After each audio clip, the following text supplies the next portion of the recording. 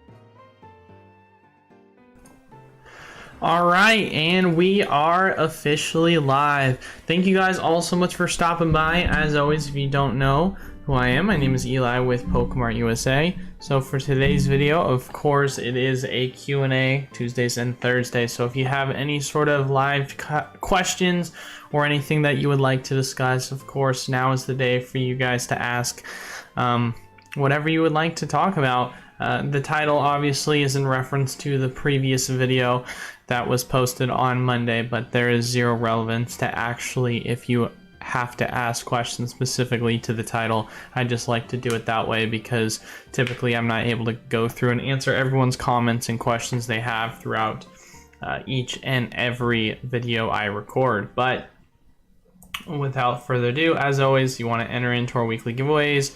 Make sure you leave a like, comment down below, and subscribe to the YouTube channel. We post pre-recorded content for you to do so each and every week, Monday, Wednesday, Friday.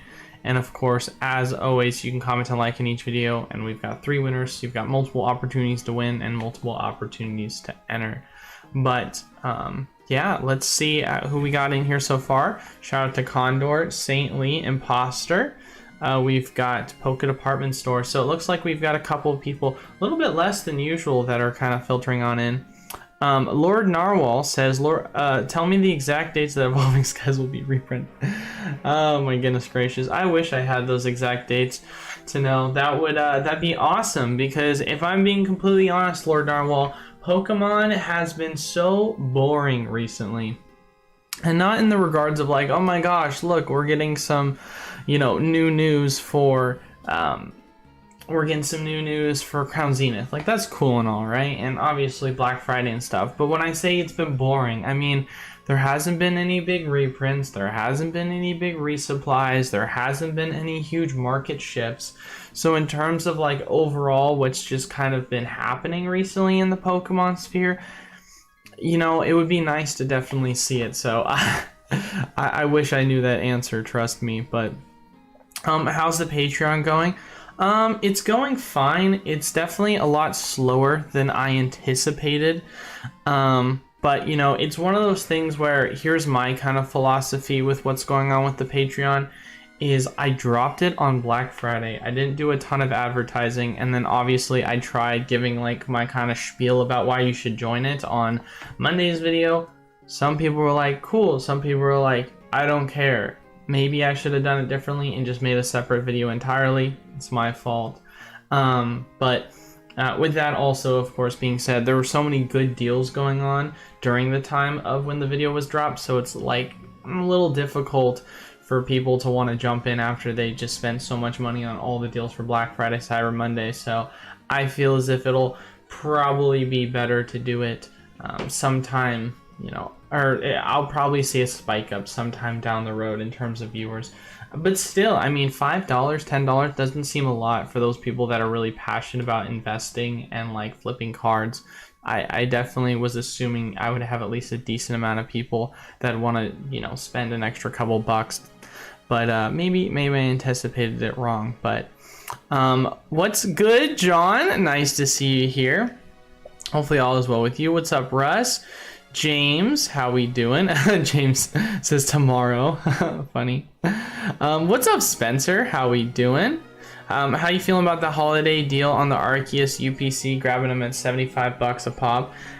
It's hard for me to really say that I like it, but that's just because maybe personally I don't like it, and the overall investability aspect of it, it's hard because, I mean, let's go take a look at TCG Player. Let's go look at TCG Player and see where it is, because last time I remember when we were looking at it on TCG Player, it was some ridiculous amount. And you know, obviously it's come back down to reality, especially since you've had, I mean, the Black Friday deals. So, I mean, if we're just going off of history and what the pre-sale price is, which is insanely high, you gotta believe that there's some merit to it and there's gonna be some form of high long-term demand, you know? And so as much as I would like to say to myself, oh, I take a look at the product and I'm like, I'm not a big fan of it because I think it's just trying to be the ultra premium collection, you know, without having any celebrations pack, since it has metal Arceus and it's not even any new one, it's just reprints that kind of look lazy. You know, it makes me really believe that it doesn't seem like a quality product, but obviously it seems as if the market has disagreed with me. So, you know, I have my own personal opinions, but you always want to follow the market because that's what matters the most. I agreed, it's been boring. Yeah, I definitely bummed out about it. Man, I missed this meme Siege buyout, was stuck at work. Well, we can actually go take a look at that and see how that's going since last. It's funny, I'm just now starting to get the card, so I'm doing a count for it to see how many of everything that I have, but I posted some of them for sale that I had received just to kind of see if I could, you know, increase the price of it just for, you know, just for funds. But let's see where this Gardevoir is on near mint condition. I mean, the price definitely jumped up. I mean, you're seeing it at, whoa, why do I have it listed at $100? That doesn't seem right. I definitely did not. Why is this listed at $100? This isn't okay. That's bizarre. Did not intend to do that, but it's funny because the price is now at 46 bucks, and if you guys remember when we first bought it, it was 30 bucks, so that's hilarious to see. The Mega Steelix, the price of that is at, oh, we need to get rid of that. And I also just got a notification I got my bonus bucks today as well, so we can spend a good amount of money on bonus bucks, which will be hilarious. But we won't get into this too much. I know some people are probably a little bit annoyed by it, but who knows. Yeah, I had some very mixed reviews on the stream, but I feel like a lot of people didn't understand what the purpose of the stream was.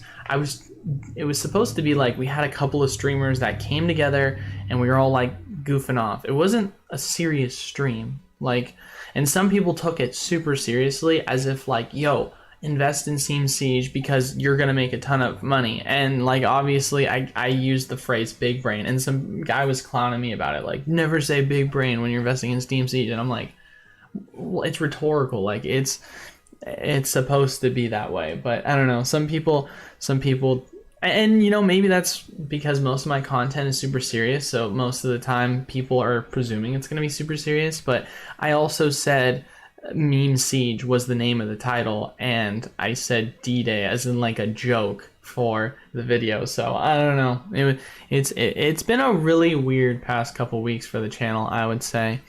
Yeah, I mean, like even today's video we're getting low viewer count, so I must have pissed some people off, I guess. But who knows, maybe it's just a slow start to the stream. It has gotten dry in the past few weeks. Yeah, seriously, dude, I'm ready for something exciting. I'm ready for my distributor to give me a call and be like, Eli, it's going crazy right now. But who knows. Pretty excited for Sword and Shield to be over. Those boxes can start taking off. I mean, I'm excited for them to do that once the reprints happen. Who knows? I mean, what are the odds that the reason why things are taking so long is because they all of a sudden decided, yeah, we're gonna reprint like Darkness Ablaze booster boxes, Vivid Voltage booster boxes, right before we go out of rotation, and then they're just kind of doing that. I'm not saying that's what's happening, but it'd be kind of funny to see if that's why it was taking so long.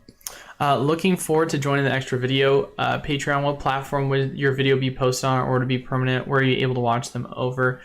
Again, later on. Yeah, no, so Spencer, what I'm going to be doing for everything is everything's going to be run through Discord and Patreon. So I should probably, Discord and YouTube. So I should probably make a notification about that on Patreon, because for like the wholesale tier, we've got like, I want to say at least a couple of people that are in the wholesale tier that haven't joined the Discord link to allow you to get the notification. And so I don't think that some people know how it's exactly structured.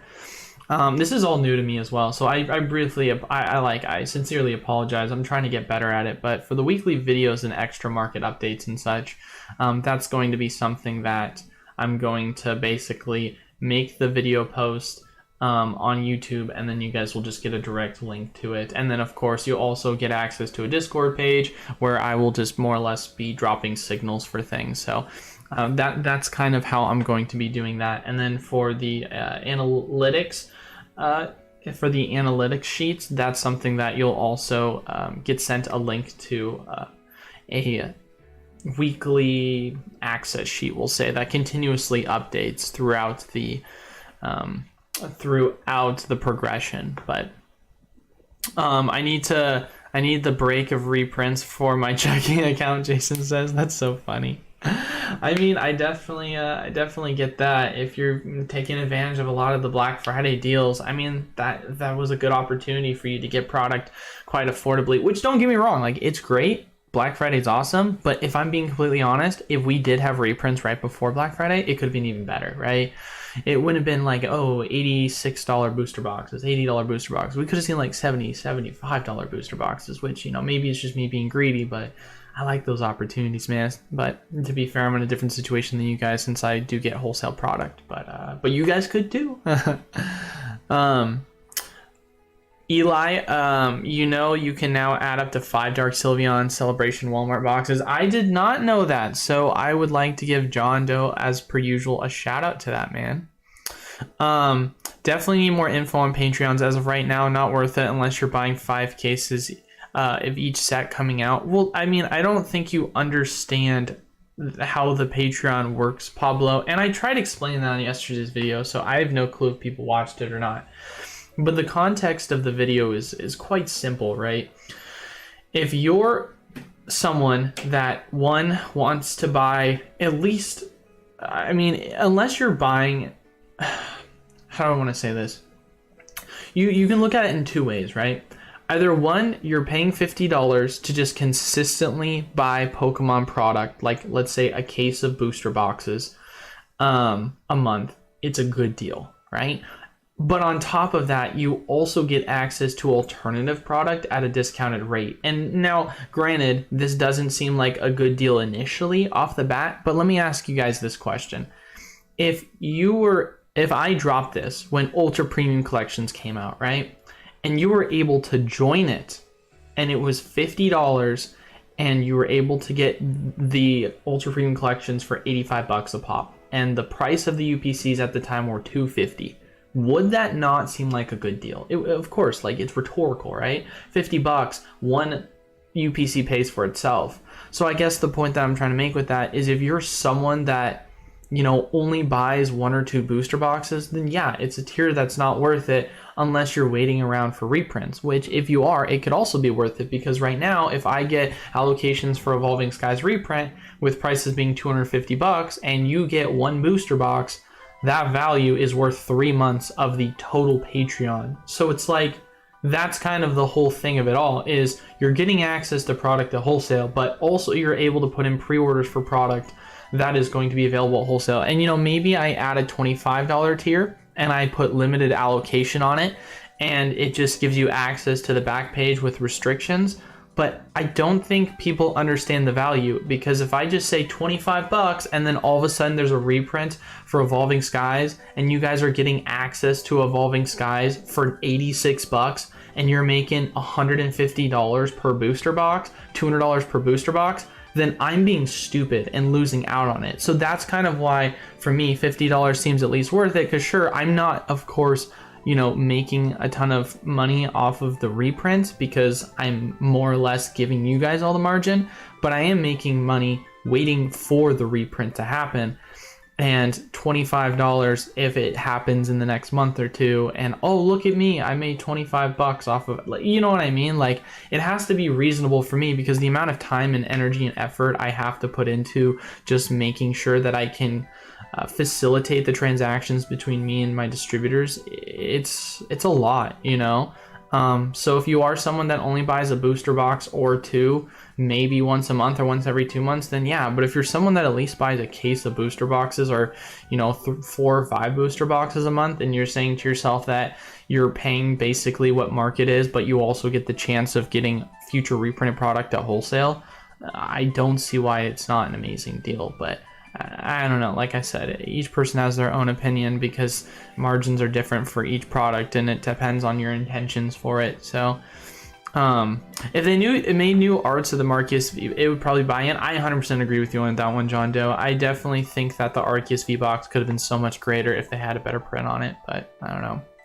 I think it's more in the money spent. It'll probably uptick in a few weeks. Well, that's my point exactly, Tori. I definitely think the Patreon will do a lot better once we're past Black Friday. And that was a bad foresight by me. I thought, oh, it'd be a great opportunity because, like, oh, it'd be special, do it around Black Friday. But then without realizing, that's when I'm going to have my biggest uptick in competition is the week of Black Friday. So it doesn't make sense because people are comparing it to current prices going on during Black Friday. So when you look at distro compared to Black Friday, that's when most people are, of course, selling a lot of their product at. So it seems like a not great deal. But once prices go up and you're starting to see booster boxes uptick and I'm able to get access to those booster boxes and the margins are better, then people are going to see the value that comes with it, you know? So that's definitely a bad foresight on me. How hard is it to become a distributor? I thought owning an LCS would make it a viable strategy. So it's not hard. I mean, so you're not a distributor, Lord Narwhal. You're a retailer that gets access to distributors. It's extremely difficult to get access to them. Like, if you guys wanted to right now go to get a distributor, you would be pressed. I would to be able to get one. Odds are you more or less are going to have an LGS to do it, as the majority of my distributors I got before they closed open applications for people that were doing online and just restricted it to LGS, and at some points they didn't even have access to LGSs. So in terms of distro right now that things are starting to kind of cool off, it's more readily available for LGSs, but it's not that available for anyone online. I can't name a single distributor because I literally, kid you not, I was doing cold calls this last week trying to like see where I was in terms of picking up distros, and I was like asking them, are you guys open for application? They said only for LGSs, and every single one I called said the exact same thing. And so now that I have an LGS, I'm able to access more distributors, which means more Pokemon product for you guys, more Pokemon product for myself, more, Yu-Gi-Oh, Magic, Flesh and Blood, MetaZoo. We'll get into transitioning into those once we get access to that. But yeah, no, it's definitely that's definitely how it is. I have a meeting soon, pumped for the potential of Pokemon. Yeah, I definitely am too. We need to have a meeting as well tonight, as well, John. If you want to message me about that, I want to try and set one up, just to kind of discuss the Discord bot a little bit more, obviously, before we convene. But yeah, it's hard, man. The UPCs were harsh. Oh yeah, big time, dude. Hey, what's up, Duca? How we doing? Hopefully all is well with you. Yeah, Black Friday Evolving Skies Booster Box was 98 bucks on Safari. Wait, like this Black Friday, or are you talking about last year? I don't think I see booster boxes, ETBs hitting $25 being popular set. Are you saying burn battle styles? Of course, now sold out on Target though. Glad I grabbed some. Well, yeah, I mean, it's definitely not too often you see them for that cheap. So, which I myself am buying them for what, 23, 24 bucks, depending upon which ones you're buying. So yeah, it's a very rare sight to see. Just picked up an Unbroken Bonds booster box for $350. Thoughts on the pickup? I'm trying to get some XY and era booster boxes, do you have any recommendation pickups to get those eras? First and foremost, Spencer, I actually saw you talking about that in the chat the other day. Congrats to you on that one. I think price for it is like $450. I mean, honestly, don't get me wrong. It's always nice to get confirmation bias by asking someone like myself, you know, is it a good deal? Just for me to kind of pop up and confirm what you probably already believe. But let's be all honest here, guys. You can easily go to TCG Player and say, hey, Eli, is this a good deal? Well, of course it's a good deal because you bought it for $100 less on market, and even if you were to sell it with fees, you're still gonna make a profit on it. So yeah, no, it's definitely a really good deal. Also, I just realized I didn't have a backdrop, so when I was looking at things, no one saw anything. I just had the backdrop. I didn't have everything popped up. So yeah, no, this is a great deal. Now to answer your question, of course, as well, do you have any recommendations for pickups to get those, get some for those eras? I mean, recommendations, I would say, is definitely go to Discord groups and then check out some Instagram pages and like look at the hashtags and such, because I quite frequently find individuals that are selling product for quite affordable, both on Instagram and on eBay. You know, I think I've had some really good opportunities where I was able to buy booster boxes well under market value. Same thing goes with the booster packs on both of those. You have to kind of get a following for people, and then sometimes people will tag other people in deals, and that's usually how I'm able to, you know, kind of grow my pool in terms of buyers that I really enjoy. Like there's this one guy, for example, this might sound crazy. There's this one guy I bought from, and he was fresh off of break boxes, and this is actually, I'll be transparent, this is where I got the fossil packs that were heavy. Fresh off of a booster box break, the guy was selling heavy packs for $190. If you guys don't know, between 200 and 220 is unweighted for typical market value. So the fact that I was able to snag them for that much, I was like, oh my gosh, that's an amazing deal. Now, you're not going to come across that often, but when it does happen, you got to follow those people because they usually will have good deals in the future, which that individual has had in the future, and I will continue to purchase from them. So you can always, of course, follow me on Instagram, and you can just see my list of people that I follow, and you can just kind of go off of that. But what's up, Lysius? How are we doing? Hopefully all is well with you. It only works with super inflated sets like Evolving Skies, Pablo says. I mean, kind of, but not kind of, really, Pablo, because you're saying that argument, right? But if you're saying to yourself right now, if you looked at the market price for the booster boxes of, I don't know, what's a good example? We could say Lost Origin, we could say Astral Radiance, we could say Silver Tempest, whatever, right? If you just bought a case, you were getting it on average $5 cheaper than what was market value at the time, right? And also, if you bought in at the time of Astral, or you bought in at the time of Lost Origins, if that tier was available, and then I got product like UPCs for you to order, then obviously it would have been well worth it. Or if, for example, you bought in and there was Evolving Skies reprints and you were to get a case of those, then it was well worth it for the ETB reprints. So it's not just like inflate. You can't just say that because it's not that black and white, because there's constantly product that is available on distro for you to be able to take advantage of the margin for what is wholesale price compared to the spread, right? You're looking at it, I mean, you're looking at it from a weird perspective, I would say, because maybe it's because you don't know what the wholesale prices are, but I can tell you that there would have been plenty of opportunities. I just, like I said before, big mistake on my part from marketing, and I have learned from that. Don't do Black Friday drops when everyone's already depleted their money. Eli, Pokemon Center is doing free shipping on all orders right now. You can buy one booster pack, free shipping with holiday ornament added, rinse and repeat. Love to hear that, John. Oh yeah, well, I mean, I just said that out loud for everyone to take advantage of. The wholesale program seems similar to what Nav tried to do.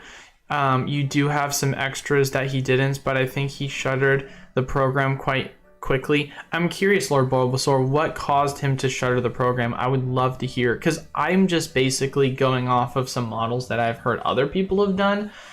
you know, kind of like what Rudy from Alpha Investments does. I mean, the whole point is literally you get access to my distro page without getting access to it because I have to be the one logged in.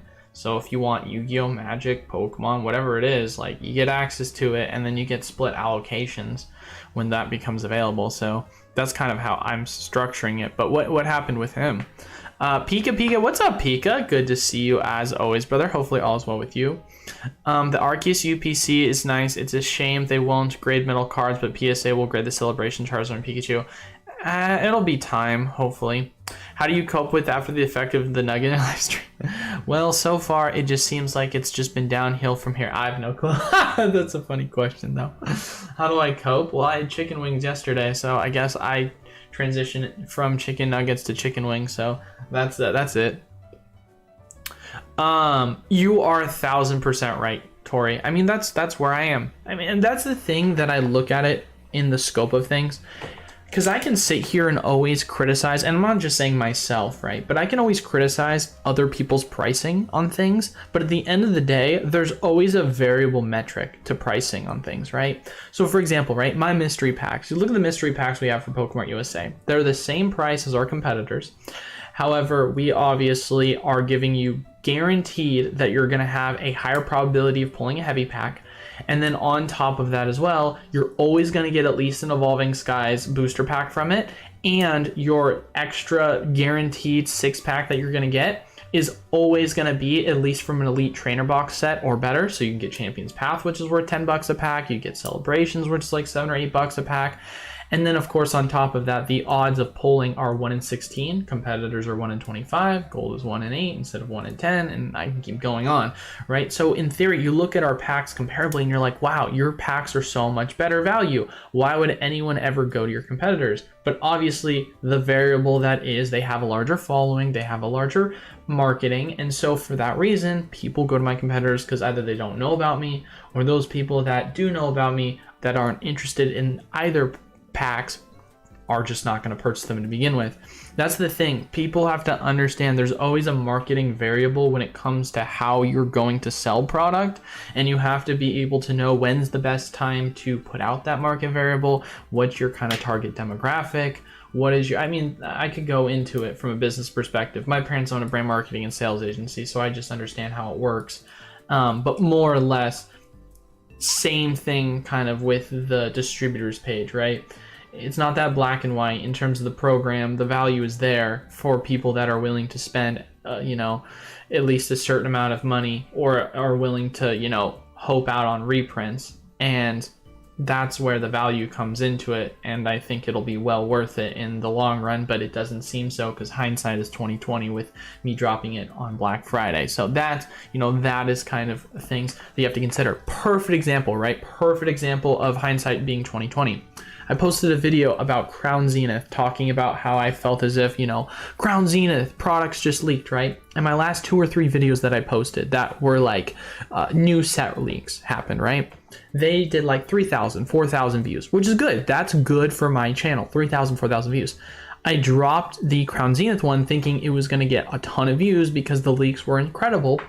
1,000 views, barely broke 1,000. And I was like, what the heck? How does that make any sense? You look at my previous content, why did it not do so good? Come to find out, literally 3-4 hours earlier from when I posted my video, you saw that Pokerev, very unlike him, but he posted a video saying, there's a new set coming out, there's been leaks about it, it looks amazing. I don't usually talk about this content, but I'm going to today. Guess what? Because of that, his video blew up, and mine didn't. And I realized that, oh my goodness gracious, a large portion of my viewers or people that usually click on those videos had already seen Pokerevs, and so they didn't care to click on mine. My next video was my fastest grossing video of all time that I've ever made. It got 5,000 views in one day. So it was one of those things where I had to look at it from the lens of understanding why the video did bad. It wasn't because it was a bad video, because, you know, you can only look so much into the quality because there is a market that is also you know, confluent factor with it, you know. So that's kind of the point that I'm trying to make when it comes to overall just understanding the ins and outs of being a PokeTuber and trying to grow your business. But, you know, of course, some people don't really care to know about this kind of stuff. But I figured I'd, you know, mention it because they're, you know, it's a little bit of fun to still know these kind of things, you know. They don't grade Charizard and Pikachu metal cards, Condor. Yeah, they did for a little bit, and then I know they stopped doing it. I have no clue if they're doing it again, so someone would have to obviously know that. How are the riches Steam Siege working? The net worth is now at 300 million. You didn't hear, average player? Bro, we actually are all retiring. Yeah, I relisted it at 20 times return. And I just decided, instead of doing a giveaway, I'm just paying everyone out, right? We're all millionaires, so congratulations. Everyone, round of applause. W's in the chat. No. I mean, it's going fine. I'm still waiting for all the cards so that I can do the giveaway for it. I listed a couple of them just for, you know, because I spent 300 of my own dollars just to see if it would sell. just to see if we could make it, because if you really want to solidify the prices, you have to be able to make sure that you have active listings to raise the price. Because with the way in which, for those of you guys that don't sell for TCG Player, the way in which it works is you can filter and list off of most recent sale. So if you want to keep it high or most recent active, you got to make sure you have an active listing that's high and enough to where someone's going to want to purchase it. And then you're able to, of course, make sure that new sellers try and go off of that. Now, sometimes that doesn't happen and you have to make adjustments, but that's kind of what you got to do. W's in the chat. Oh, that's funny. If you do any other meme set buyouts, I'm 100% down to join next time. I'm sad I missed the meme stage Friday. Yeah, no, I am, it was a fun time, man. It was a really fun time. I really enjoyed it. I mean, we had, gosh, it was me, Nostalgianomics, we had Northwoods, which that reminds me, I need to message Northwoods. He said he has something that he's working on right now. And he asked if I wanted to be a part of it with him. So he has some like series he's doing, and he asked if I would come on. I, for some reason, blanked on responding. I'm really good at that. I do apologize to you guys. Sometimes I will read your guys' messages, but I have so many messages that I get sent to me in a day that I will like try and remind myself to read it, and then I end up forgetting. So I do apologize. It has nothing to do with you guys. So I will message him right now just so I don't forget for next time. But yeah, no, it's definitely interesting. They don't anymore, but they did once upon a time. Yes, okay, so confirmation, they no longer grade metal cards. Yeah, bummer. That sucks. That sucks they don't grade metal cards. It's understandable though. I mean, it's a hard one to grade. Not to mention too, speaking of metal cards, I actually have one right next to me. For myself personally, when I look and see the like metal card for the Charizard, boy, I mean, how do you like grade something like this with the scratches, and then the centering on it is just so off. I mean, if you literally look at the back on it from like top to bottom, it might be kind of hard to see, but I mean, from top to bottom, it's pretty off. I would say I might have to take it out of the case. I've never done it before. I've always kept it just in the case. You know, same thing goes if you look at the front, but I think was the Pikachu one worse? I can't remember. But yeah, I don't know. Obviously, I got my metal cards from my UPC that I opened a while ago, so. But yeah, no, the intricacies of opening your own Pokemon business, it is something special. But I am excited to say though that we will get, of course, new distributors hopefully soon, so that'll be awesome. That might, you know, depending upon how much product we get from all of our new distributors, that might kind of change the landscape on product available, whether it be on site or of course with the wholesale program. So it's not that, Eli, it's the Sonic Welder that damaged them. Oh, really? Wow, average player. Thank you for clarifying that. That's crazy. Jeez Louise, that would be upsetting. Yikes, buddy. That's tough. Oh, well, that makes sense. So that they would have to make adjustments to that. If your content lags competitors, you can still post it, but just use unrelated clickbait titles. Like if you open the CUPC 2 weeks after Pokeref, then your title should be such that viewers have to watch it to find out the details. You're 100% right, Pika. No, you're 100% right. And that's the thing, is I really want to, like, okay, so if we just want to have fun, and for those people that actually, you know, just because if you're asking me questions about my videos, I'm going to answer questions about my videos. If you have questions outside of my videos, then we can talk about it. I'm just saying that for those viewers that are here, that are just listening in, that haven't typed anything. So if we go to YouTube, right, and we just go check out my channel, we can see your channel. We can see that if you look at my most recent videos, right, for the most part, where do I want to start from? We'll start from here, right? 3,000, 1.5, 1.5, 3.5, 3, 5.7, 1, 6.6, and there's the one. Look at that. Look at that sandwich, guys. Look at that sandwich. 5.7 to 1.k to 6.6.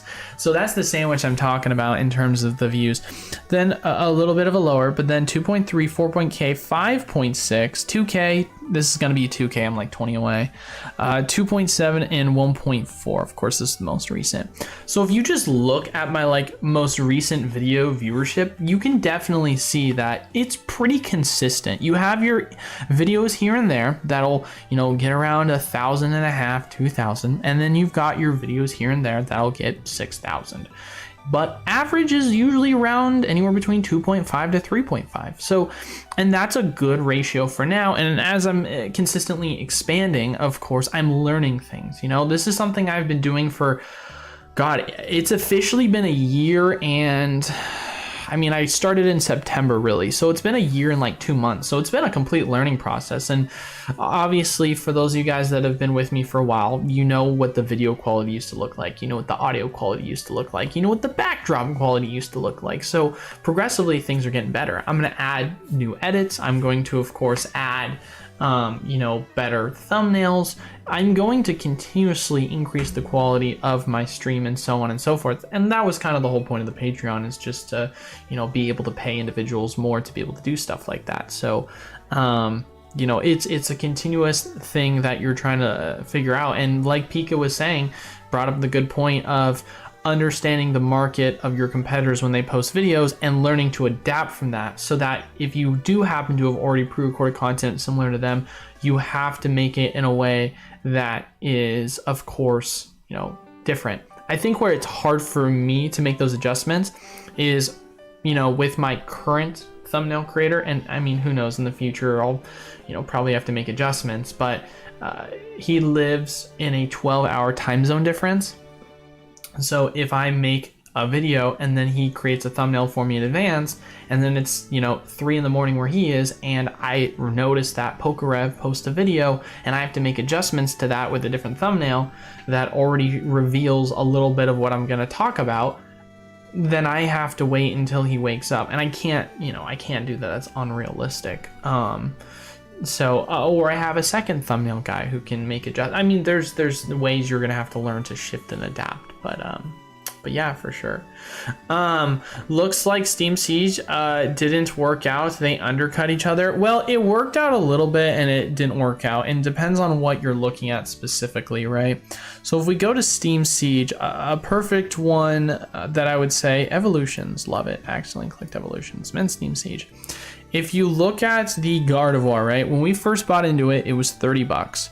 If you look right now, the most recent price is 46 plus $1.25, so it's basically like 47. Most recent sale was 50 bucks. I mean, if you bought in at that 30 bucks, man, you made money. You made out on it. So definitely that was successful. You look at the Mega Steelix. We originally were buying the Mega Steelixes at, I want to say, $8 to between $6 to $8. So there's this one listing. Guess what I have, guys? I've got bonus bucks to spend, and I'm just going to be spending the bonus bucks on clearing out people like this, because I actually was able to make a sale for 14 bucks, just so that we could keep the prices up for those people that actually care about it. Volcanion, this is another example of ones where you've seen prices obviously go up for it. We'll have to make adjustments to that. Because for a while there, I mean, I didn't really have any. That was all on Nostalgia, so Nostalgia needed to make some listings for it because he bought out the whole thing himself. But the Mega Gardevoir, I haven't looked at the Mega Gardevoir, so we'll actually take a look at that and see. Yeah, I mean, prices are definitely a lot, you know, they've been filling up, to say the least. So they've been filling up because I think our market average was $12, $11, I want to say $11. So prices are undercut. So, but like I said, man, this wasn't like one of these things where it was like, hey guys, we're going to all buy this out because it's an amazing investment opportunity and we're all going to get rich off of it. All right. Like, that wasn't the whole point of the video. Whole point of the video was, hey, Steam Siege, one of the worst sets of all time. Wouldn't it be funny if we bought out the top best cards of the set? Yeah, let's do that for fun. Like, this isn't like this big brain, we're making millions. Like, I know it got played off as that in the video, but if you like were watching the video, you know it was a joke. Some people didn't, but I mean, you know, depends on which card you got, but some of it was successful, some of it wasn't. But I mean, it's all in good fun. It wasn't that deep, you know. TT's here. Yo, what's up, my guy? How we doing, TT? Hopefully all is well with you. I don't understand YouTube. Some of my shorts get like 300 to 500 and then a random day that gets 17. I post daily shorts at the same time every day. It has nothing to do with time. I got so consumed with having to post at the same time and I realized it didn't matter at all. Didn't matter whatsoever. And it's funny too, because I listened to some podcast that Mr. Beast or other YouTubers have been on, and when they talk about that kind of stuff, and he was being interviewed, you know, do you post around the same time? He's like, no, it doesn't really matter. We've done studies that have found out that it doesn't matter for us. And so that was something that I was like, it checks out when he said that, because for a while I had that question, but I realized for my own personal you know, streams, I didn't really see an effect in that regard. So like, for example, you know, it would tell me that most of my viewers would watch at times between 10 and 12 a.m. to p.m., right? And so that you presumably would say is the best time to post those videos. But there were times where I posted videos at 8 p.m. at night because I was late to posting a video because I was too busy. And then it ended up popping off. Like the video that I posted, that was my fastest grossing video where I got 5,000 in one day. That I posted at 8 o'clock. I was not expecting that video to do well. Honestly, I thought it was gonna bomb because I posted at 8 o'clock and not at around like noon or 1. If you watch most of my videos, I usually post them anywhere in between. If you're going off of Pacific Standard Time, I usually post sometime between noon or like give or take a couple hours. So for me to post at 8 is very out of the blue, and it popped off. So, you know, you can't think too much of it about time, I would say, DigiSmith. I think what's most important is two things. One, what is your title when it comes to the algorithm? And then two, what is your video? Because breaking it down, right, there's certain metrics you have to understand, and this is a total learning process. But the first metric I would say that you really want to consider, right, is what is the name of the video that gets in people's feeds, right? If someone keyword searches Pokemon a lot, or Pokemon investing, or Pokemon cards, whatever it is, if you can get into their feed, which is their discovery page, that's the first step. Now, the next step, what do you do to get them to click on your video? Obviously, a title can be part of it, but a clickbait, a good clickbait title, and whether it be clickbait in regards to its, you know, it pertains to the actual contents within the video, but just something in terms of it's gonna get them to click on the video with the thumbnail, that's the next step. Is the click-through rate. That is the next step to getting a video going viral. And then lastly, the content within the video. What is the retention rate? How many minutes are people watching, or what percentage of that video are people watching up to a certain point, right? The concept of shorts is obviously they're very short videos. Most people watch the entire short or don't watch the entire short. That's why there's such a good retention time, because there's not like, no one's gonna watch, you know, 5 seconds of a 20-second video unless they immediately are like, scroll through. The majority of the time, if you're sitting to watch the video, you're sitting to watch the video, versus you watch one of my 20-minute videos, you could skip through it. You could only watch the first 7 minutes. You could watch through 15 minutes. You could watch the whole thing, run it all the way until my outro. Like, there's so much more confluence with that. So I'd say for you specifically, TT, it really just comes down to your title and your thumbnail. Those are probably going to be the two most important things. Obviously your content works, it matters as well, but in terms of a video popping off, it's not going to matter more than likely as much. It's only going to matter in terms of how to get consistent people to come back and continuously watch your content. That's where it's going to matter too, because obviously if you just want people to click on your videos, good thumbnail, good title. But if you want people to come back to your videos, good content. You know what I mean?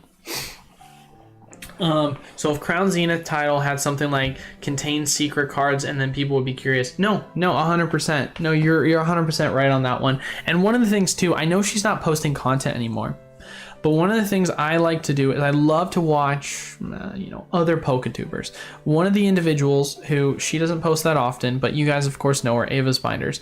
She has, if you look at her most recent videos compared to her historical videos, they have done extremely well. And if you look, she did a complete transition of her content quality for her thumbnail, and her videos were interesting titles. Everyone's talking about the UPC, right? She gave a story about how her UPC was stolen, her most viewed video. I thought Hidden Fates was supposed to be a good set. You instead say to yourself, I open to see if I can make my money's worth with the UPC or with Hidden Fates. You could have titled it that, but no, she titled it, oh, I thought it was supposed to be good. Like, I'm more or less breaking down like what is a big thing that you saw. What was the adjustment that she made in terms of why her most recent couple of videos did well? And now you might say to yourself, okay, well, her most recent one only got 3.9. But if you look at consistently what her videos were doing prior, that was some of her best videos were 3.94K. So it's like, you can see it happen, you know? Sadly, she doesn't post that often, so you can't really like continuously track her progress, because we're friendly. I tried reaching out to her a while ago because I wanted to continue to do content with her, but she's busy working an internship program for what she wants to do for her life. So she's not consistently posting as much. So it'd be nice to have someone like her to be able to consistently watch and kind of see the growth, because obviously you can learn from a lot of people in the hobby that are doing similar things to what you're doing, and seeing what they're making, what's kind of the difference, you know? And for me, my first adjustment was making sure that the setup looked nicer, making it so that my mic quality was better, my video quality was better, my lighting was better, my backdrop was better. And the next step is, thumbnail, making sure I put in more time into titling the video, as well as I would say those are two of the main things. And then two, I've thought about as well, you guys can obviously give your opinion on this. I was thinking about, for now, going to 2 days a week on my investment style videos. And then obviously I know people wanted to do weekly breaks, but rather than me doing my same usual 5 days a week, 3 videos, 2 live streams, and then adding on weekly breaks, I was thinking about just getting rid of one of the days and making it a weekly break day. And the reason for that is just purely because I believe that with the current way in which the hobby is, the content is not there for me to discuss what I'm usually the best at, which is insider information. Like, I can sit here and I can try and tell people that are new to the channel, or people that are, of course, been longtime followers that are trying to get, new information out of my channel. I can, continuously find things to discuss, and that will constantly be evolving and adjusting. But a good portion of my content right now is being missed because there's not any sort of insider information to kind of discuss, because Pokemon hasn't had a booster box reprint. If you take out Evolving Skies, the small tiny reprint they haven't had one in over a year now. So that's where the more or less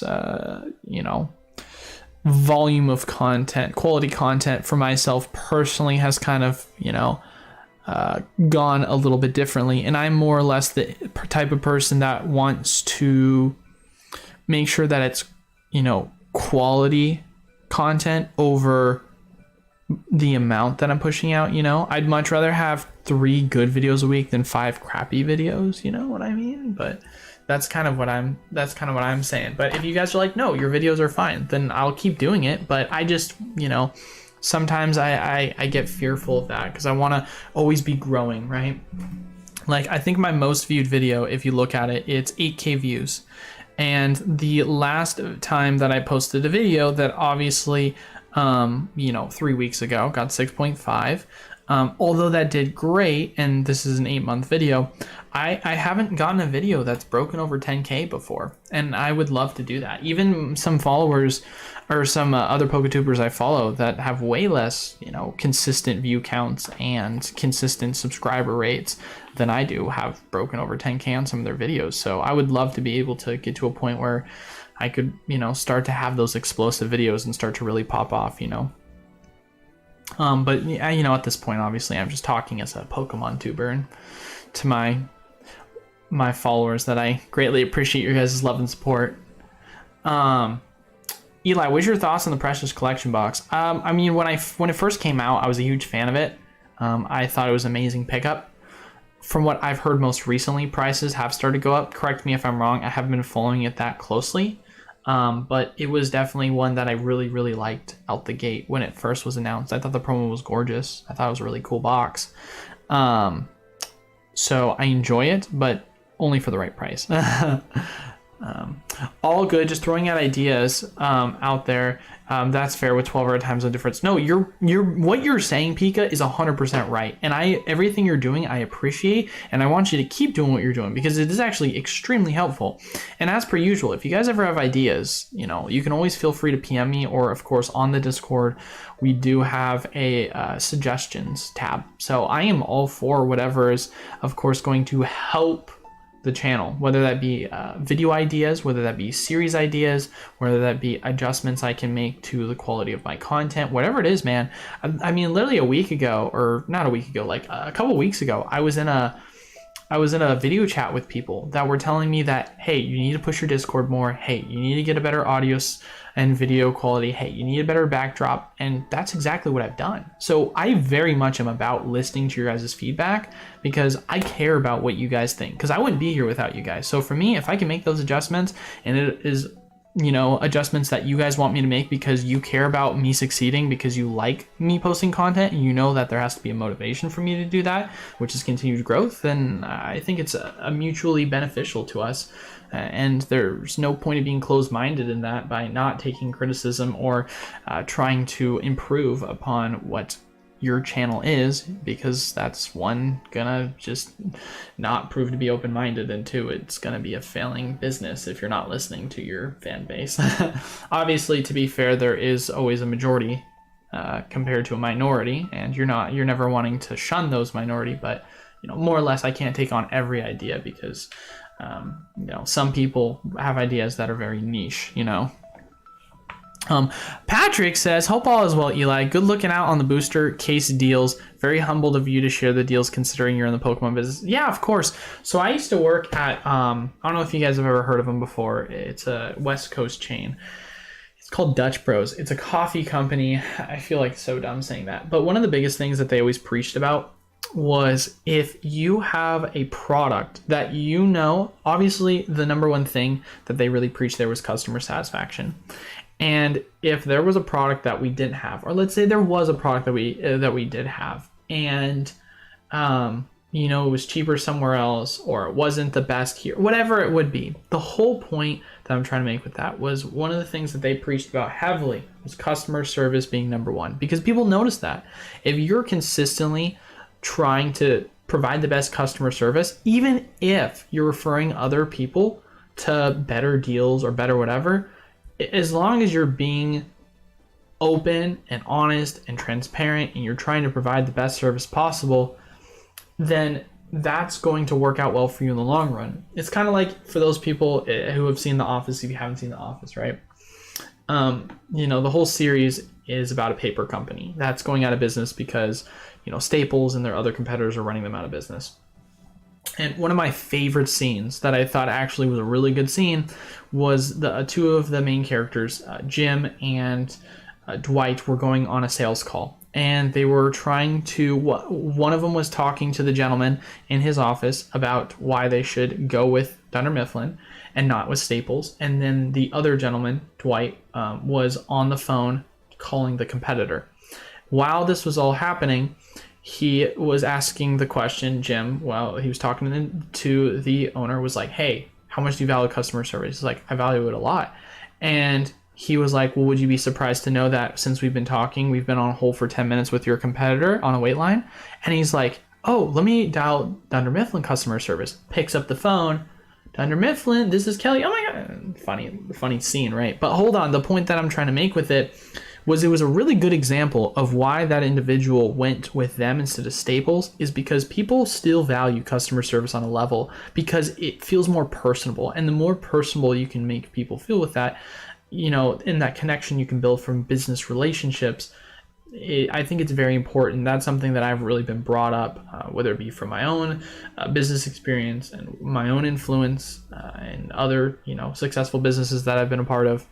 And I just think it's important. I think that's something that is worth considering. And so I have absolutely no problem having people post deals, knowing that, you know, it goes directly to my competition. And at the end of the day, I have to just, you know, either make adjustments to outcompete my competition, or if I can't financially because I can't afford it, then I have to just be creative or just be as personable as I can and hope that I'm going to have people that are going to come to me because I offer great quality, you know, customer service. So, you know, it's the part of doing business. You got to be adaptable. You got to be able to know what you can offer your customer base wants, you know, or maybe adapt different customer bases and entirely and try to make it like, there's so many different things when it comes to business that you have to be able to understand on making, you know, there's just a lot, man.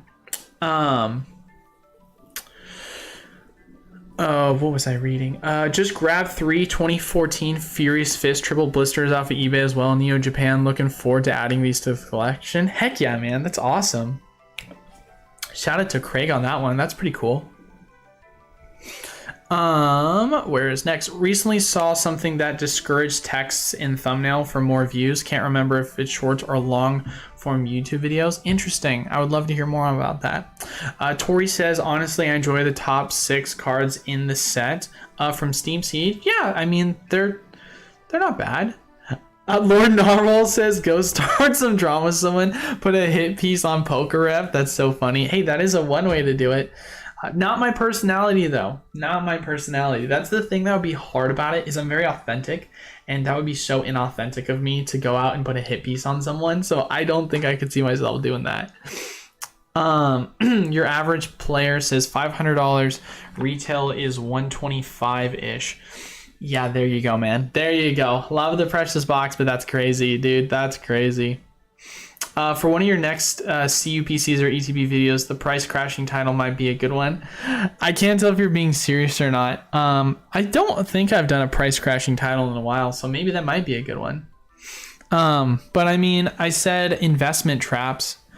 So, but here's the deal. What's the difference between me having the same content and just retitling it? Because eventually people are going to presume that's what my content is, right?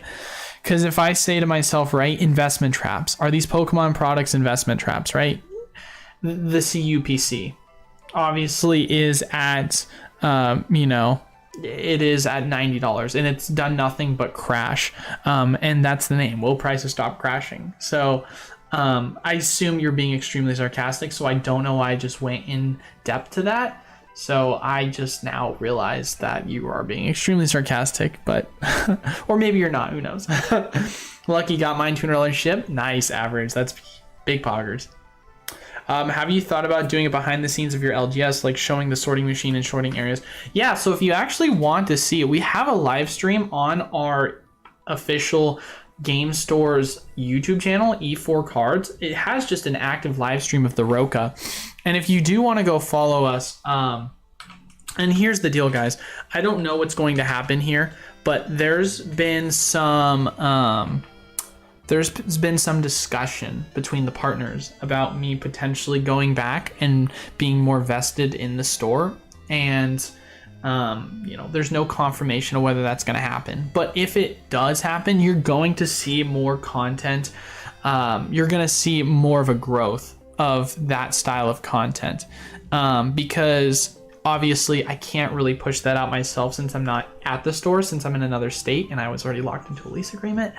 But yeah, no, it's entirely possible that I could end up actually moving pretty soon here if everything, if everything plays out that way. We'll see, but I'll keep you guys posted on that. So because I would definitely love to add that sort of content, I'm holding because I'm opening a few to grade. Makes sense. Your grand opening weekend video did that, but the title and focus was more catered towards followers, which, I mean, to be fair, that was kind of the point. If you look at Cardinal Gaming channel, his top 10 viewed were behind the scenes videos. Yeah, no, and that's the thing, Pika, is what I would love to do, right, in terms of content quality. I am so busy all the time with doing everything Pokemon USA that, and maybe I need to dial it back on the amount of projects that I'm constantly working on, because there's a lot, but I'm so busy with things all the time that I want to be more methodical when it comes to some of the things that I do. Like, for example, and don't get me wrong, it's hard sometimes to do that with Pokemon because news is changing every day, but it would definitely be nice to plan out some topic videos in the future for series. I guess what makes me fearful is if I do plan out these series topics and then I start the series and I realize that there's a low engagement because no one cares about the series, and I try starting it and then it ends up bombing, then it's like, okay, well, I just pre-recorded like 3 hours worth of content to sporadically post over the next 6 weeks, and then no one watches it. You know what I mean? And so that's where I'm like trying to find that finite, balance of when's the farthest out I can pre-record videos, especially too as well. Don't get me wrong, I can always have videos where if, let's say, I'm planning on posting it on like a Friday, but then, the Friday I was planning on posting it, a big news comes out with, a reprint, and then I have to make adjustments and kind of scramble on my feet for that, then, there's always going to be that. So I don't know. I need to be more strategic, I should say, these days when it comes to how I play things out with the YouTube video, for sure. That'll definitely be a good portion of it. But yeah, no, Pika, if I could definitely do that where I do a full breakdown video, and I can do like a progress video too, talking about the behind the scenes of what it looks like, for LGSs. I just obviously got to make sure that I can garner a target audience consistently when it comes to posting content. And people are going to be, down to watch. Because what happens, here's the question, Pika. What happens if half of my audience, let's say 70% of my audience is interested purely in investment advice, and I've got 30% of my audience that is vested in, vested in LGS behind the scenes. Or maybe it's 50-50, right? How do I get that consistent middle ground where I can make content for both people? Or maybe people are, and maybe there's a new aspect of content that I'm trying to add, but there's not people that are interested for it. I don't know. There's a lot of things to consider. And obviously right now I'm trying to find what that answer is for all these things, because that's what I'm constantly doing, is just always trying to find answers. That's what it feels like my whole life has been. Asking tons of questions, hoping to find the answers. So yeah, no, there's definitely a lot to consider. I mean, let's look at Cardinal Gaming, right?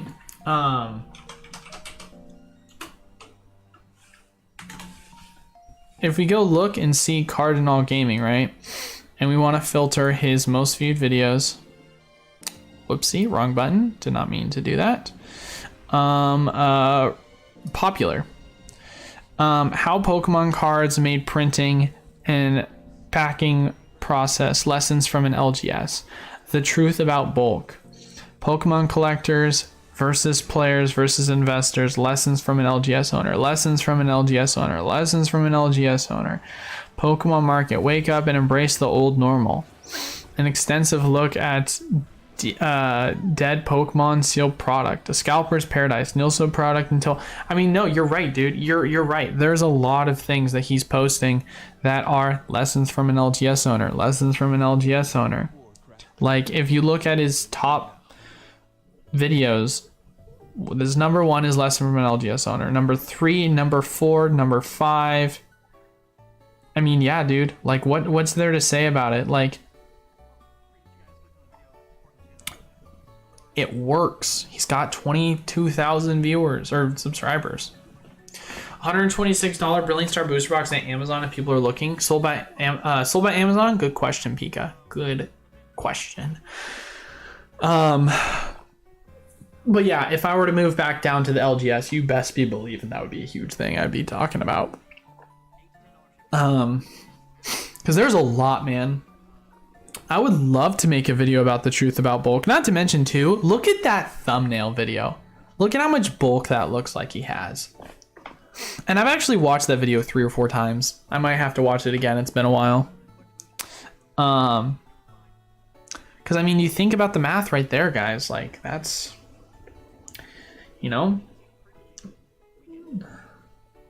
people want to learn how to deal with small margins and still come out winning. I think that's a really well put out answer, average player. I think what I need to start doing, and I need to figure out the best way to do it, is I need to come out with multiple different series that break down revenue streams that people can do. Because obviously, you know, I have my videos that are very sporadic, but I don't necessarily have consistent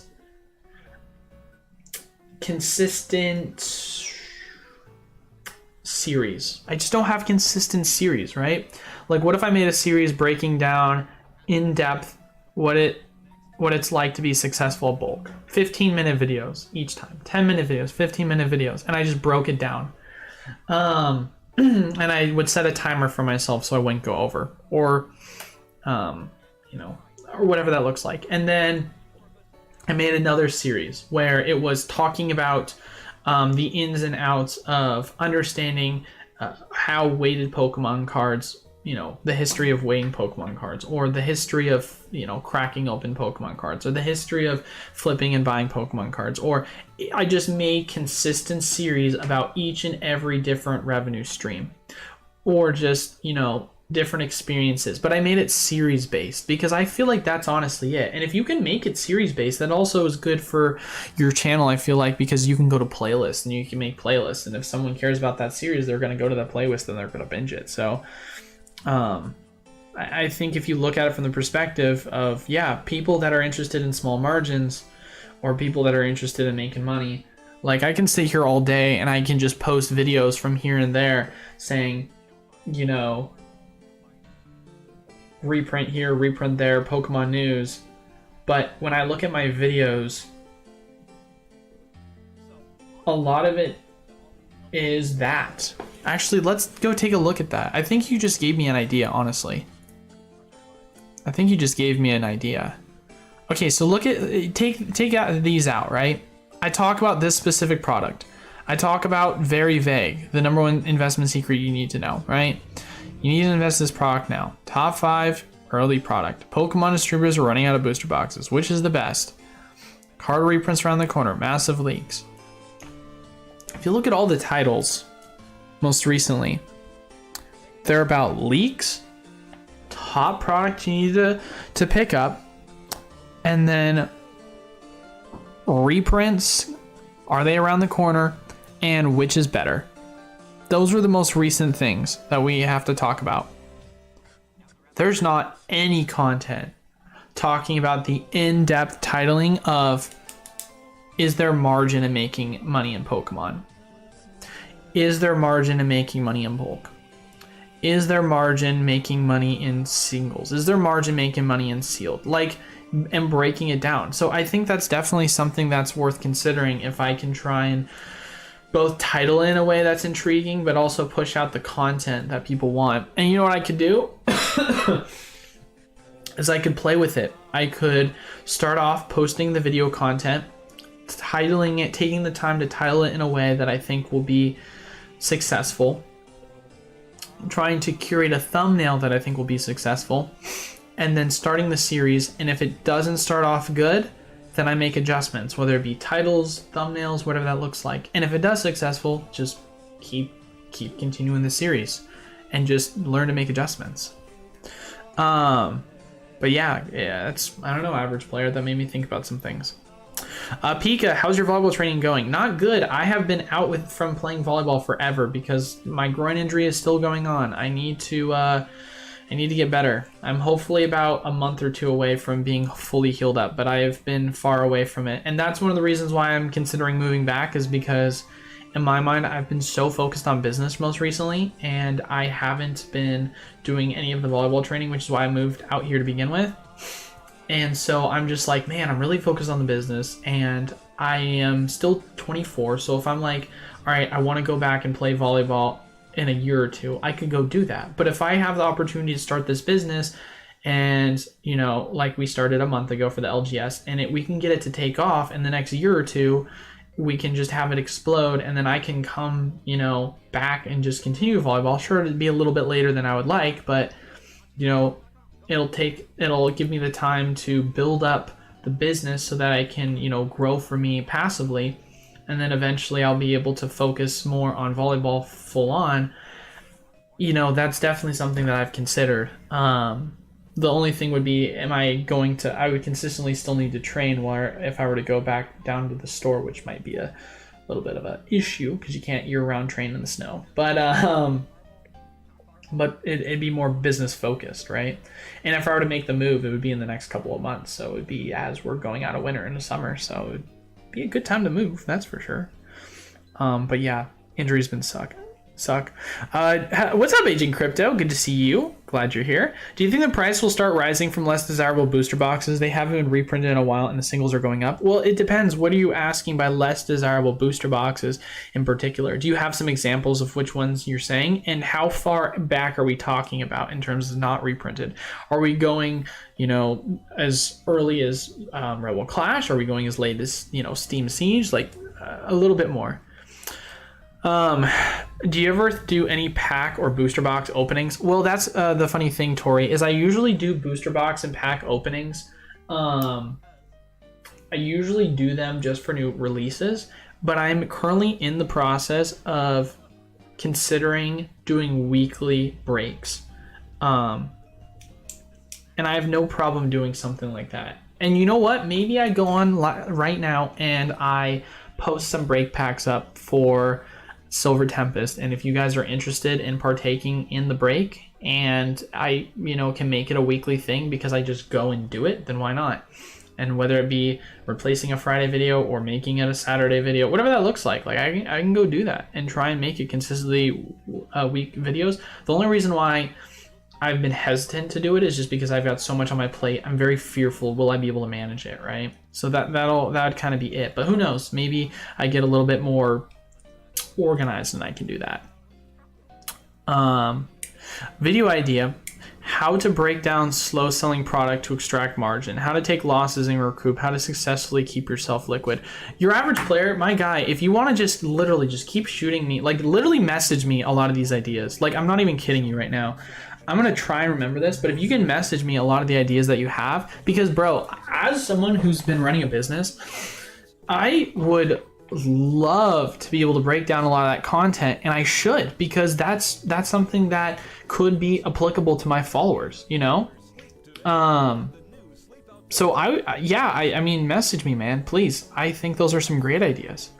Poke Department says, I'm back. Who all hates their corporate jobs? Definitely not me. Well, what are we talking about? Yeah, that sucks. Corporate jobs suck. I'm sorry. Josh Allison, yo, what up? How we doing, Josh? Hopefully all is well. Tag words like passive income, bulk investment, money and profit, work to bring in other viewers, and then just Pokemon, by the way. I think you bring up a valid point, your average. Bro, yes, please do hit me up. And anyone else who's listening who has similar ideas or just has alternative ideas that also, like, bro, if you want to help me, man, like, no, this is awesome. I got a question for you. When you upload videos, do you use tags? I never know if they actually matter or not. I use tags, and no, they don't matter for shorts. Or not for shorts. I can't tell you if they matter for shorts, but for length videos, I kid you not, my first 7 months, 6 months of me posting content, never used tags, ever use them. My videos would explode, do really well. Literally 6 months later, or like after I had been consistently posting content, did I learn, oh, I can post tags and it'll help my videos. And I started posting tags and it didn't feel like it made a difference. Now, maybe it does, maybe it doesn't. I do it still just because the off chance it does make a difference. And I would probably say you should probably do the same, but I haven't felt the difference, if being honest. Plus, you can just copy and paste it from previous videos, your tags. So you can just reuse tags and then delete it for new things. So it's not that hard. I think Pokerev and Deep Pocket Monster videos are family friendly, so they get massive viewers. What does YouTube say about your viewer demographic? Well, I can't pull it up on the screen, but I can definitely take a look and tell you guys right now. Let me go to my YouTube studio real quick. We can actually deep dive into this and have a conversation about it. So my YouTube demographic, last time I checked, it said that it was majority early 20s into 30s. So obviously a more mature, I should say, audience. If we go to analytics, audience. Okay, so my audience is, first and foremost, 54% subscribed, 46 not subscribed. So that's actually kind of crazy that almost half of my audience is not subscribed. Ages and genders, 2% female. Let's go, ladies. That seems pretty high, all things considered, for my content. So pretty cool. Ages, 14%, 18 to 24, 58% for 25 to 34, and 23% for 35 to 44. So I am 24 years old. People my age, there's only 14% of people my age that watch this content, which is kind of funny to think about. I mean, I gotta imagine a lot of you guys here, like, I never know your guys' age. I just know your tags, so I never really think about those kind of things. So it's kind of funny to think about that demographic of you guys that watch my content and you're like, you know, 10, 20 years older than me, which is, I mean, I love it. Most of the people I've hung out with in my life are, you know, I have a lot of wisdom to share, but it's weird to kind of think about that. I don't know why. That just kind of hit me for a second, you know? But what was I going to say on top of that? Yeah, no, I mean, that really just shows me I have a more mature audience, I should say, and not really the younger audience. Because let's be honest here, when you're 12 years old, you don't give a crap about Pokemon reprints. You're like, how can I open Pokemon? Which, you know, that comes with a different target audience, you know? Comes with a different target audience. Also, when it comes to people outside of the United States, 30% of my viewers are outside the United States. I don't know about you guys, that seems kind of crazy. That only 69.9% of viewers are in the United States, and the rest are in Canada, UK, Australia, Germany, and other countries. Shout out to you guys. And that's actually one of the reasons why on the Patreon I made the storage tier, because I thought it would be a cool concept for some of you guys that are outside of the US. So if you wanted to buy wholesale product within the US and keep it stored until you're able to ship it out for a cheaper price, I thought that was something that you guys would be interested in. But, you know, obviously if it's not, then, you know, I don't know. If it's not, it's not. Or if it is, it is. And whatever it is you guys want.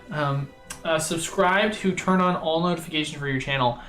16%, so not a lot. And only 12% enable notifications. So that's another thing I should probably mention that, because people don't turn on notifications. I should mention that in my content. What was I gonna say? Definitely matters for short videos and very for long form. That's what I would presume as well, your average player. Pokerev got a lot of money to put into his videos, but I think he transitioned his audience from Instagram to YouTube. Well, here, you want to talk about a transition if we're talking about Pokerev? So watch his transition. If we go look at his videos and we look at his older content, man, wasn't there a way that I could filter oldest to newest? I remember there being a way you could do that, but I have no clue how to do that anymore. So I'm gonna have to do it the old-fashioned way. But we can take a look here. Do you enjoy watching people open Pokemon packs? Most definitely. I mean, his content is very enjoyable. I think he does a really good job with clickbaits and actually mixing it up in terms of opening products. So I would definitely say that for myself personally. I definitely enjoy it. But it obviously depends on what they're opening. But like, look at his older content, right?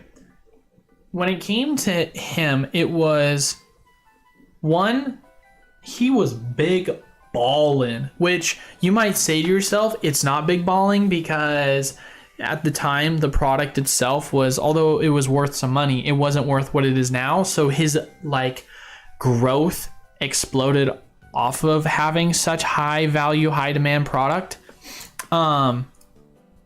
But two, with the value that he was able to achieve with his Pokemon product going up, and more than likely obviously having a channel that he would sell product on, Instagram, eBay, etc., it allowed him to expend more money into growing his channel faster, because let's be honest here, more money is definitely an asset in growing by hiring people to do more. And then of course over time the quality of his video and content just progressively increased, and so did the views as he blew up.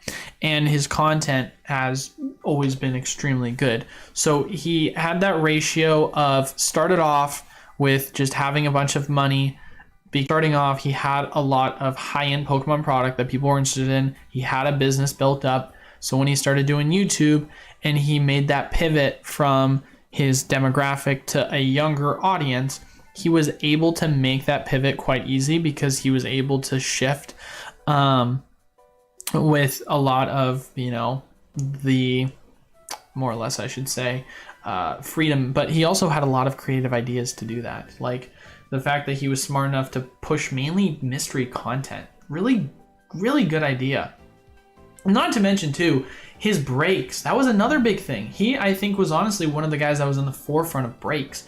So the fact that he was really good with content for mystery pack stuff, the fact that he was really good when it came to break videos, I mean, that transitional shift was, you know, good. And now, of course, you know, the breaks weren't a transitional shift, but since he was already doing the breaks, it made it an easy transition for him to push into more mystery-related content rather than kind of discussing about, you know, selling and buying Pokemon product, if that makes sense. But yeah, no, DPM was a mod for PokeRev and he transitioned his clout there. But he does have cool ideas for videos, big time. But also DPM's been doing social media and YouTube since early 2010, just not in Pokemon. Yeah, I mean, these people have been a while forever. What are you all doing? Hit the subscribe. Yeah, come on, guys. Leave a like, comment down below, subscribe. We only got 19 likes on the video. Oh my gosh. Do you guys hate me? What the frick? Let's leave a like, comment, of course. Of course, help out the content, ladies and gentlemen. Let's do this. But yeah, no, I mean, it was just it was a perfect combination for him. It was, hey, I made a ton of money off of Pokemon, and hey, I want to go at this with YouTube. How do I make that smooth transition, you know? I mean, that's kind of it.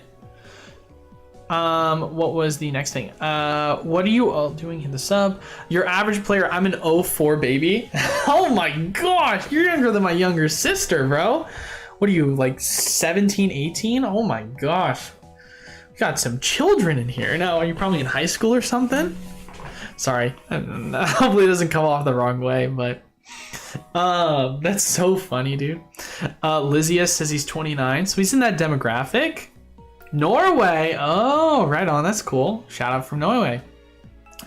I'm an old man with 2 bad hips and a busted knee right now. 1986. You are not old. Get out of here. However, yeah, that's definitely not good, my guy. I'm sorry. That's tough. You got some busted stuff. I mean, you're in your 30s, dude. Get out of here. I'm old. Do you run the market over there? Right. All the crypto heads throwing off their worldwide demographic. True. I wish way too many older collectors with a cash pool was beyond mine. Yeah. Hey, there's a lot of big players in this market, that's for sure. Or a lot of what was small players that became big. Do you have a tier where you can send cards to you first, then send all? Not at the moment, Tori. That's something we've looked at in the future, but right now we're really just trying to build up some of the current tiers that we have listed right now, which is the wholesale access tier, the weekly video update, as well as more or less signals page for whenever a new product gets reprinted, and as well as my consistent weekly updates, and then of course the analytics page, which I want to be able to push that out more for those people that are interested in learning about flipping cards and such. I'm in the market for Steam Siege, but all the cards are just so expensive right now for some reason. James is trolling right now. That's so funny, dude. Oh my gosh. I assume he's probably kidding. But I do my best with the capital I have at 18. Hey, shout out to you, man. I mean, the fact that you're listening to this kind of content, sure, it's Pokemon related content, but still, I mean, this is not like stuff you learn in high school. His older content on YouTube is how his IGTV content was like in 2017, 2018 Pokeref. Well, let me read more of what you're gonna say, because I would love to hear what that was. My head's ran out of juice, so I'll catch y'all later. Oh, well, dang, Digi, dang, that's a bummer. Well, thanks for stopping by. But yeah, I'd be interesting to see what his older content was, because I didn't know. Lizzie is. Oh my gosh, you guys are funny. Chasing Lugia video, opening cheap to expensive packs with Lugia in them. I mean, don't get me wrong, like that's definitely videos that would click. That's just not my content right now. I will, of course, like to add. I don't want to do a full transition like he did, because for me, I do love what I talk about, and I do like the niche market that it is, and I know there is a demographic for it, but I definitely want to have some diversity with the content, no doubt about it. I'm sure Rev's got advisors that runs by ideas. Totally, Pika. Totally. I would be surprised if he didn't. I need advisors. That's what I need. I mean, that's... Yeah, no, I bet. I bet. Craig says, 41 Canadian sub. I appreciate your content. You've helped me decide to go all in or hold off when unsure about a set. I've never opened a single pack Pokemon. I'm strictly a long-term investor. Let's give a round of applause for Craig, ladies and gentlemen. That is awesome. I love to hear that. First and foremost, I love to hear that you follow the channel. I greatly appreciate it. But I love to hear the fact of the matter that you say, I've never opened a single pack of Pokemon. Well, I don't know if I should say I love to hear it, because, I mean, it's fun. But I love to hear that you're so strict when it comes to your investing. I love that. You're disciplined. And I think that's awesome to hear. You don't, that's one of the biggest issues with a lot of investors. Just discipline is so difficult for people. So shout out to you on that one. 29. And he's saying things that I don't understand. I assume they are speaking a different language that I don't know. Back and forth to one another. And I will not attempt to say which one that is, because I will sound like a dumb American. What's up, Evku? Sup, Pokemart? What's your thoughts on PSA grading? Ridge sent in very clean cards but gets 9 sads. Well, the first question I gotta ask you is from what era? Gosh dang it, you guys are making me look... I kind of advise losing the Poke Department says. That's funny. You guys are over here just... I mean, I can easily just go Google Translate. You guys are so funny.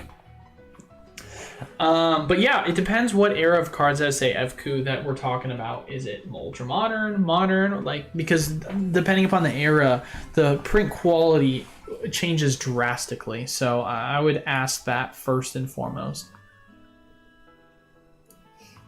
XY era. Oh, buddy, that's tough. Well, the fact that you even got 9s is incredible. XY era is known for having terrible print quality. So that's one of the reasons I would say that. You have to be, I will tell you though, in terms of being strict, one of the things I've learned is there is a high level of inconsistency. I mean, who would have guessed it when it comes to PSA? Some graders, they value, corners and whitening. Some graders value centering more. Some graders are harsh on print lines, some are not. There's a level of inconsistency. So if you're gonna try and make predictions, you got to be harshest all around to everything. That's what I would say personally. It's definitely tough because the inconsistency is more than likely going to have you sometimes resending cards. Perfect example of that. I had a really bad, or I shouldn't say really bad, but I had a not as expected experience from sending in my cards to my recent PSA submission.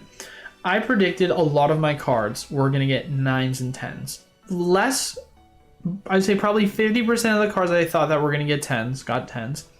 And what's weird about it is that a large portion of my 9s that I thought were going to be 9s ended up getting 10s. And it was bizarre. Perfect example, I had a card, Darkrai Hollow from Great Encounters. It got a 10. It has a massive print line down the middle of the card. Print lines should automatically drop the grade. It got a 10. It should have never got a 10. I had a Togekiss, which had like 4 print lines. It got a 9, which, if I'm correct, it auto drops it to an 8. So it's like, wow, that's crazy that it still got a 9. So it was very inconsistent. However, when it came to my cards and it came to the overall centering, man, was harsh, like unrealistic, really confused harsh. And so, that was something I struggled with versus one of the mods and one of my buddies, Raheem, shout out to him. The man was a legend, and his grader hated print lines, but did not give a crap about whitening as much. So he got really lucky. A lot of his cards he never thought would have gotten 10s, ended up getting 10s, and comparing both of our cards to one another, it was something where it was weird to see because a lot of them looked exactly the same with different grades. So, that's one thing you have to consider. But then when you talk about era being, of course, a big factor as well, XYR is a tough one, my guy. It's a tough one. So you have to be even more harsh about it because it's not easy. It's not easy, that's for sure. But yeah, it's really tough. I feel like they have to resend them again for another hefty price. But also at the same time, man, I don't know what your cards look like. And it's hard to tell because a lot of times people don't know what to look for. But I would say first and foremost, the first thing I do is look, is there a print line? Because I know that's going to make an immediate difference. If there's not, great. What do I move on to next? I move on to the front of the card centering because that's the most important. I think it can only be like a 55-45 off center for it to even have a shot. If it's in that ballpark, then great. Flip it around. How is the centering on the back? It can be a 70-30. So if it can be a little bit more off center, but not too off center. How's the whitening? XY era, notorious for bad whitening. If it's not good and it's bad whitening, that's going to be harsh for you. If it's clean whitening, then obviously it goes down to the other factors. So there's a lot of things you got to take into consideration on top of the randomness and luck you get from having certain graders over others. Opening, Trust My Childhood was BY and XY, trash edges and print lines. Also, shout out to, I might as well do a shameless plug while we're here. We've got Pokemon USA mystery packs on the website if you want to check them out. Shout out to, who was it on the Discord that, oh my goodness gracious, so jealous. So, as mentioned before, I weigh the packs in your guys' favor when it comes to my mystery packs that you guys buy on the website, PokemonUSA.com. Check it out. with that being said, one of the people that bought packs from me got a silver. And what do you know? What did he get from that silver? Here, let's open the link. He got an Umbreon Holo from Plasma Freeze.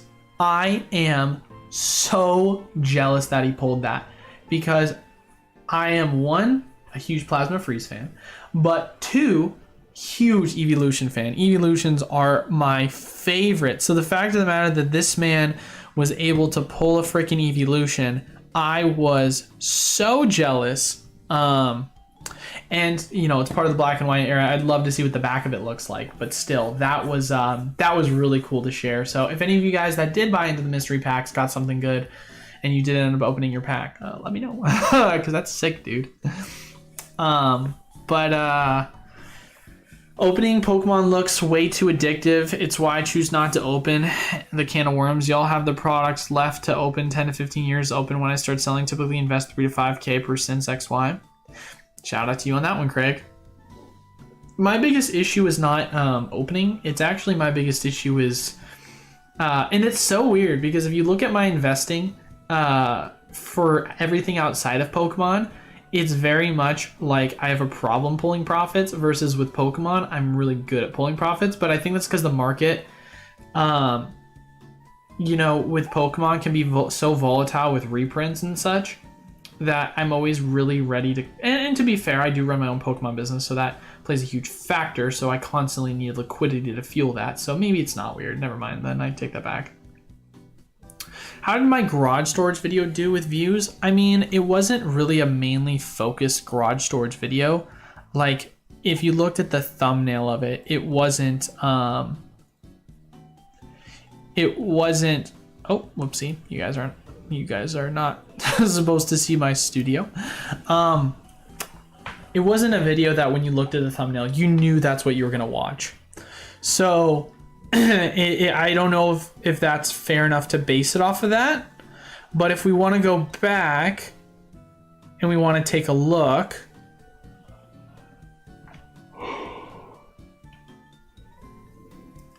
I made a while ago.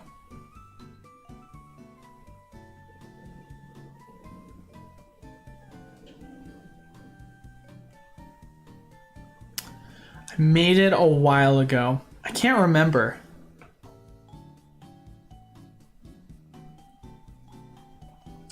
I can't remember if this was the video that made it. I don't think it was, but maybe it was. I don't know.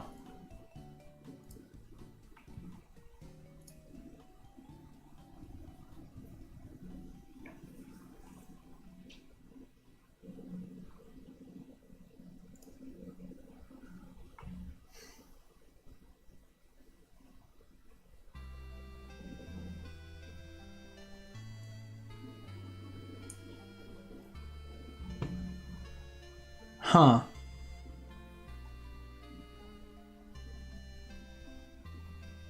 I'll find it somewhere. Yeah, I don't know. I don't know where it is, but I'll have to go back on it and look. I'm gonna start submitting Funkos. Oh, right on. You can't find it? I'll check it out as well. Worldwide shipping on your Pokemon packs? I don't think we have worldwide shipping set up yet. But that, yeah, no, definitely tough for worldwide shipping at the moment, just because it's so expensive, and I always feel bad because of how expensive it is. And we used to have it on our old UI site before we shifted. I could bring it back if people want to, but I will tell you what, I've maybe had, from the history of people purchasing from me, very rarely will I have people purchase from me, even with having amazing deals. It just isn't that common from outside the US.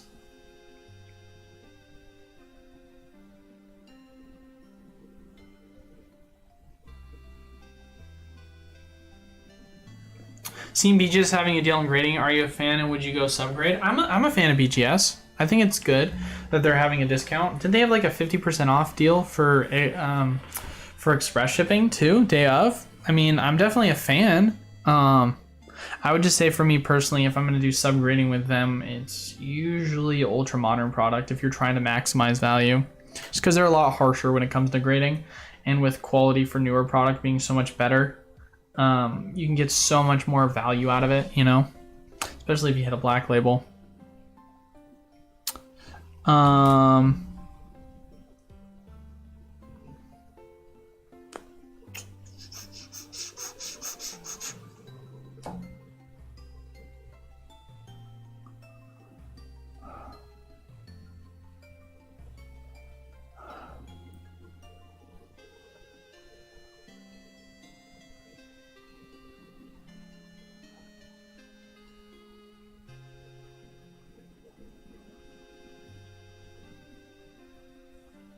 Ah, here it is. How to start Pokemon product long term.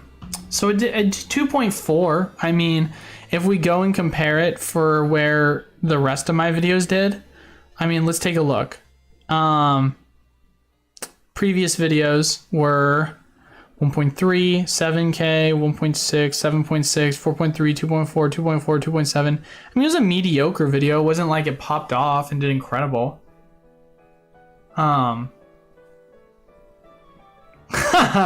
Pokemon department store. Yo, I'd move to Oregon. I was probably not that different. Just dossing you over here.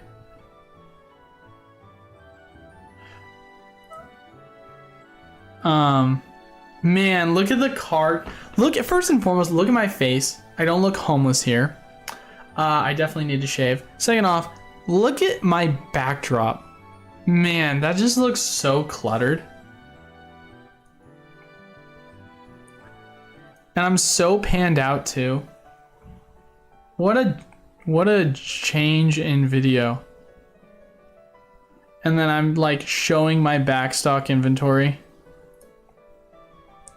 where I'm storing my product. Crazy.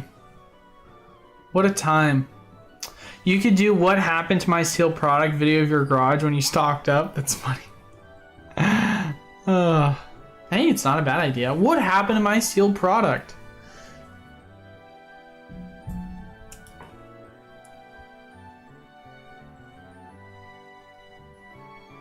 It's not a bad idea.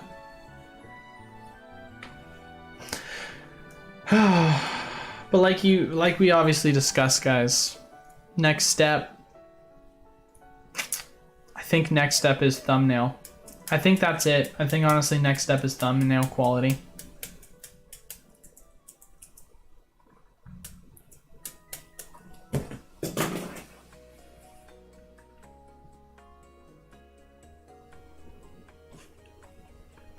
But yeah, man, it's crazy to think about just where the history of my content has been.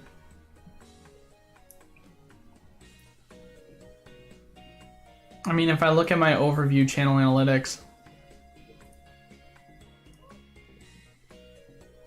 and I look at the lifetime of it, it's fascinating to see.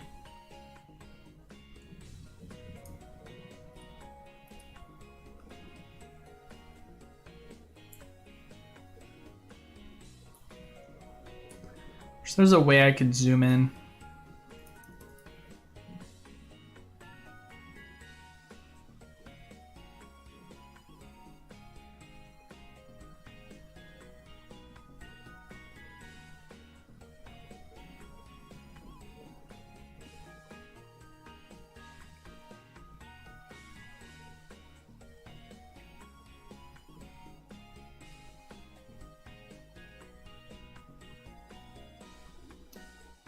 Trying to pull up my analytics chart on another side.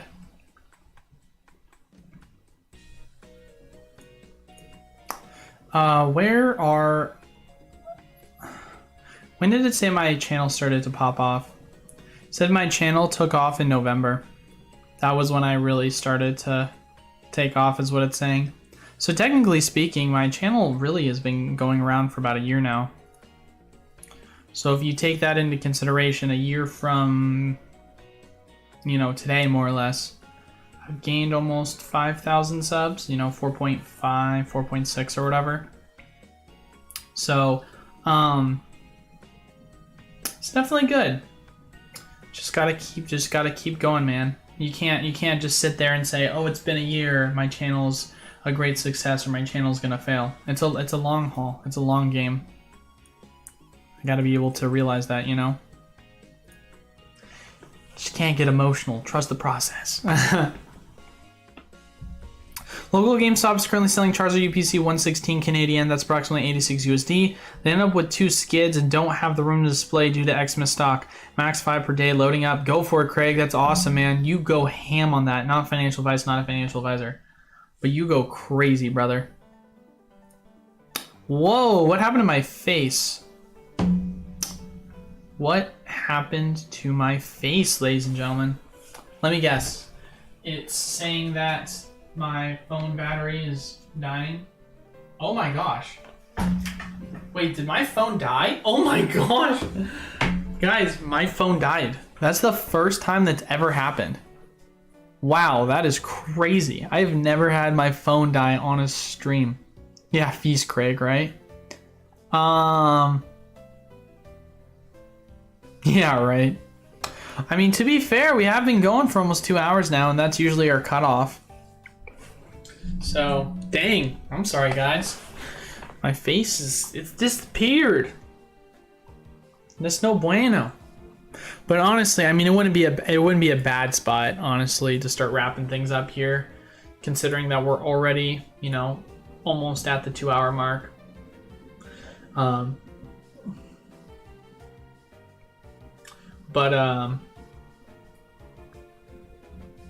But yeah, no, as far as it goes, I think we'll just answer any of the last kind of couple of questions that we have from you guys, and then we'll just wrap it up here.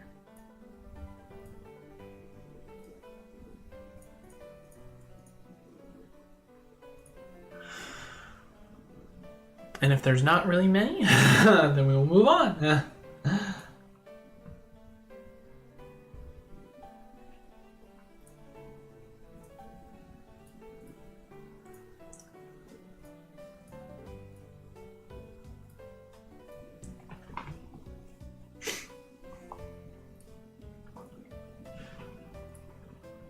Would you still put Arceus V-Boxes on your to pickup of the year? Has that changed as your top pickup? Good question, John.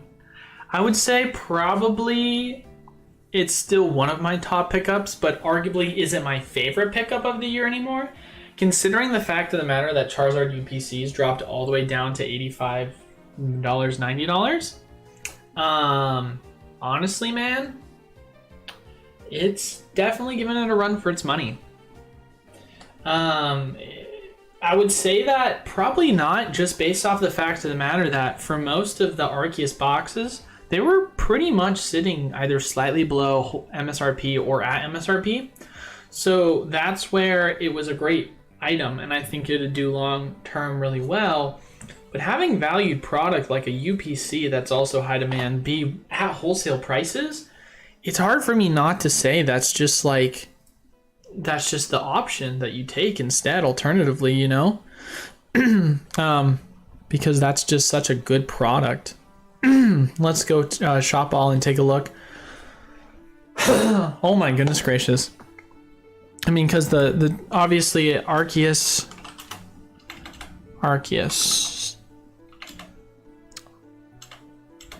Oh, there it is. What the frick? Spelled Arceus wrong. Go seal product.